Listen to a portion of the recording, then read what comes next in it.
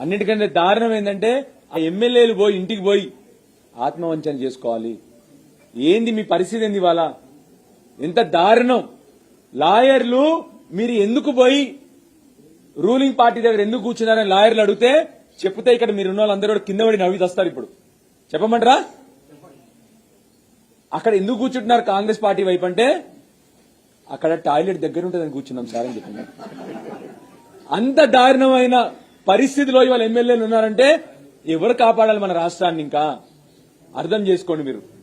అది వాళ్ళు ఇచ్చిన జవాబు. అది ఎందుకు కూర్చున్నారు మీరు కాంగ్రెస్ పార్టీ తరఫున హౌస్ లో ఎందుకు కూర్చున్నారు? ట్రెజరీ బెంచెస్ లో మీరు కూర్చోవాల్సింది అపోజిషన్ బెంచెస్ లో కదా అంటే మాకు టాయిలెట్ దగ్గర ఉంటుందని కూర్చున్నామని చెప్పిన దౌర్భాగ్యమైన పరిస్థితుల్లో ఎమ్మెల్యేలు ఉన్నారు.